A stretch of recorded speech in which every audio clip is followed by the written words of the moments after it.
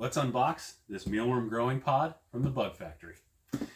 My name is Justin Meyer. I own and run Midwest Mealworms here in Ashland, Missouri, and I raise mealworms in larger quantities. What we're going to do today is unbox this growing pod, put it together, and then start raising mealworms together. A couple transparency items. So this was sent to me for free. I didn't want to buy this, but Clayton and Thomas, the folks that run this place, sent it to me to test out, to play with, and to see how it works. I also sell my mealworms and my beetles on their website. So if you're in the US and you buy one of these from their website, you can also get mealworms and beetles. They'll ship from me separate from this. So what we're going to do is open this up, start putting it together, and see what happens. I have not modified the box at all, so it came shipped in this, which I really like, not using extraneous cardboard. I did take off the shipping label, so I did a little tear there, but overall, pretty nice box. Let's go ahead and bust in.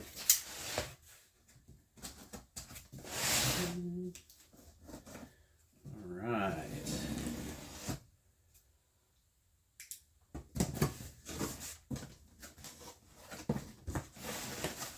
All right, so I've got 3 pads. Let's see, is that one piece or 2?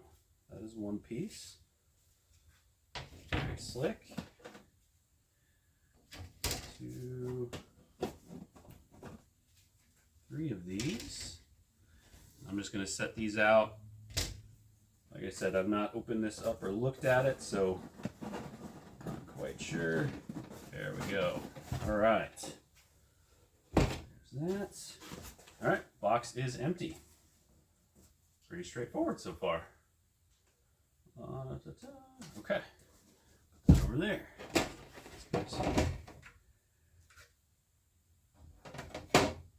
Mini tweezers. All right, so we have the insert here. I'm guessing these come apart. Yeah, there we go. These guys come apart. All right. Pretty straightforward. So we take our, I'm going to set the tweezers to the side over here. Interesting. All right, so no instructions inside the box, and I haven't done one of these before, but seems fairly intuitive here. So these guys are going to go slide into here, and the goal with this is to build a tower. So these are all going to stack together. So I've got 3 of these.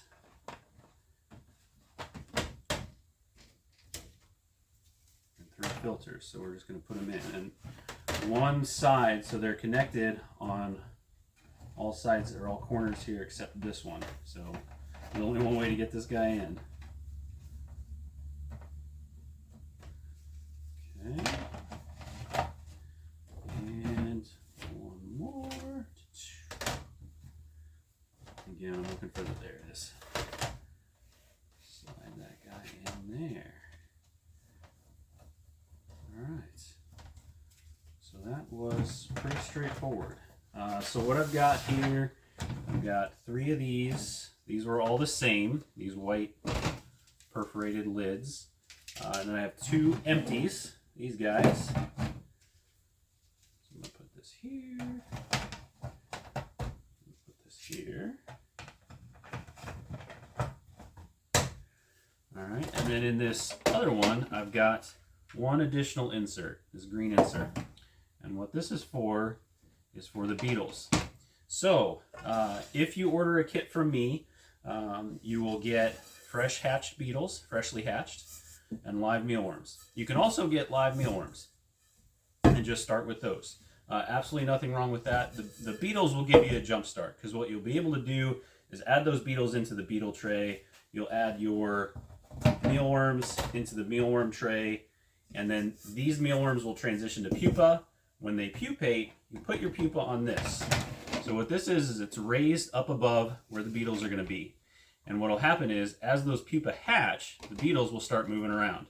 And they'll take a little gentle tumble off the side and then join the rest of the beetles. What that does is that helps protect your pupa from being cannibalized. So I really like that.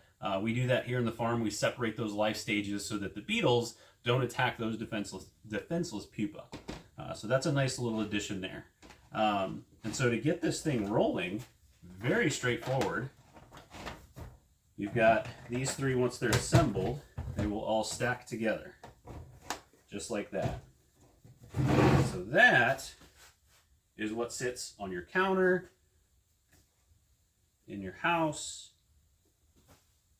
in a closet if you don't want them out, that sort of thing. But pretty slick looking. And you can expand. What it looks like is you can just keep adding more and more trays here, which is nice. So as your colony grows, if you need more, you can always expand. All right, so let's tackle this larva tray first. So the larvae are going to go in here. That's what these worms are. And right now I've got 1,000 larvae, so I'm just going to put those guys in. These guys can't climb clean plastic. So what the intent of this is to store these guys in here. You're going to add your substrate like wheat bran, oats, different things like that. And then they'll need a moisture source. And so as long as the sides of this are kept clean, and all that's going to take is a quick sponge every now and then. You won't see, it's not like these are dirty insects. They're not going to create a lot of buildup. And so you just have to be mindful that, every, let's say every month or so, just wipe that down so that they don't start getting a grapple and climbing out. But that's all there is to that. So we put our larva in, and we've got our filter there to help with any sort of smell. Mealworms don't generally smell too bad. We've got this extra guy. He's going to be empty for right now, but that's going to allow us to expand anyway, which is going to be nice. And now we're going to tackle our beetles. So again, we've got that green insert in there, and all I'm going to do is I'm going to put my beetles right into that container. And so they're going to start moving around. They're going to start exploring. And what they'll do is, again, same concept with the beetles as with the larvae, they can't climb clean plastic. And so these sides here are going to stay nice and clean. They won't be able to climb out. And then the holes that are in the bottom of this tray, these holes here, as they lay their eggs either on the substrate or through those holes, they'll fall through down into the bottom. If they lay them in the substrate, when those larvae hatch, they're going to start going down. And what they'll do is they'll go down into some substrate that we'll add here. And then over time, we can then quickly and easily take this guy out when it's time to move these around. So once you've got, let's say 2 to 4 weeks of eggs in here, let these guys just party hard, give them some moisture every now and then. You're going to take this out. This becomes a larva tray. We put that lid back on. And the lids are interchangeable. It's not like you have to keep that lid with the beetle tray. I really like that. Now we're going to grab our empty one and start anew. Oh, there we go. And so now these beetles will continue to lay. Your beetles are going to lay eggs for probably about 2 to 3 months based on your environment conditions, and then they'll really start to slow down. But that's where this pupation section comes in. As your larvae start to pupate, you put those pupa here, keep your colony going with fresh beetles. All right, so let's tackle this with some substrate. So I'm going to move this to the side, and I'm going to grab some wheat bran.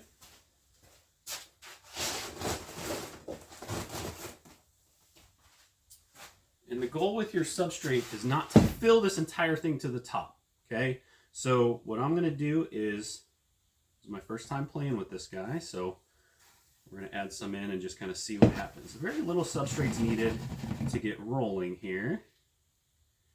And we add that guy right in on top. So the substrate's touching it, and this tray, this green insert with the beetles is just sitting on it. And so what they'll do is they'll be able to lay their eggs. They might lay them down into those holes, and then those eggs will hatch and go down into the wheat bran there in this case. I'm also just going to add a little bit here into the tray, the beetle tray itself. Beetles do eat a little bit, but not a ton. And so you just want to make sure you keep some substrate in there. But they're starting to explore and move around. You can see they've now spread out across that entire tray. And they are not climbing out, right? So clean sides, they're not going to be able to climb out. But I really like this so far. And it looks like if I wanted to, here's my top, I think I can add more substrate in there. Since I'm here, let's put some more in there. And all that does is save us from having to do it later. Since we're already doing that work, let's just tackle it and get it done. So now we've got our lid. And now our beetles are set. Let's do the same thing with our larva. So we have our larva in here, these guys. And all we're gonna do is we're gonna add, again, put substrate in here. It doesn't take a lot. You don't have to fill it all the way, nor do you want to fill it all the way. If they can reach the top, they're gonna grab a hold of this or try to get out, right? So I've got that about a quarter of the way full. Again, you could use oats, ground up oats, things like that work just fine. Whatever you can find in a grocery store if that's your only option. And then we've got this lid here. We put right in. That is pretty easy. So we've got our beetles in this guy, we've got our larva here, and this one we're ready so that in about maybe 3 to 4 weeks, let these guys start laying their eggs. Every now and then you're going to need to add moisture and then check on your substrate, and we'll talk about that in a second here. But once these guys have done their laying, and we want to move this to a new cell, all you're going to have to do is pop this open, pick this up, and put it in there.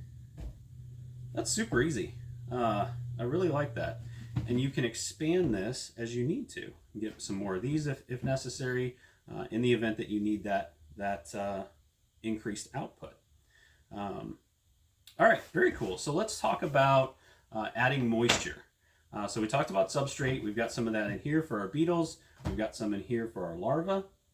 And the other thing you're going to need to do from a maintenance perspective is provide moisture sources to both the beetles and the larvae. Your pupa are not going to need them. And all you need to do is add, honestly, table scraps from your kitchen.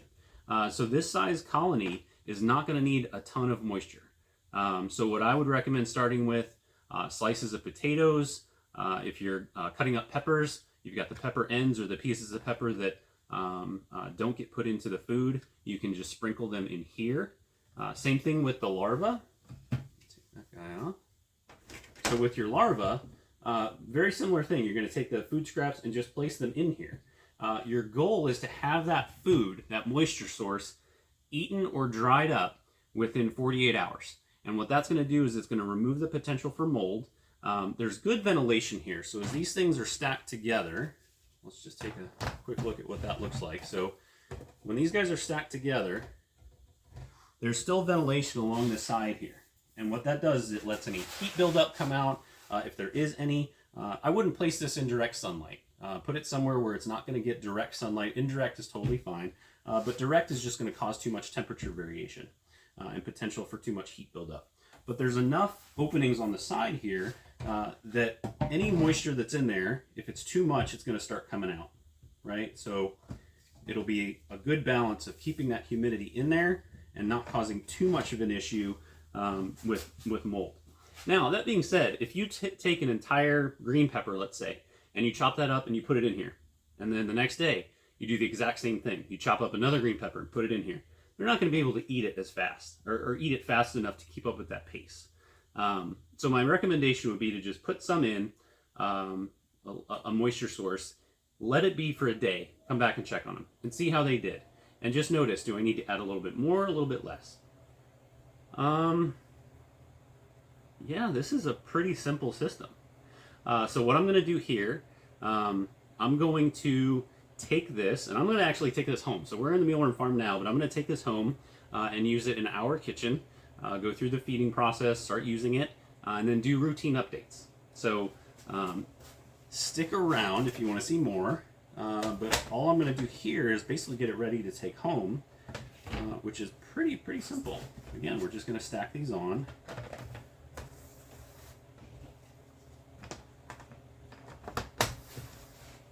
I like to put, what I'm thinking is the larvae tend to build up more heat than the beetles do.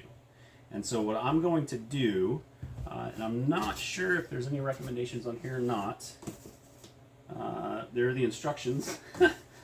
Typical me though, I started doing this without reading the instructions.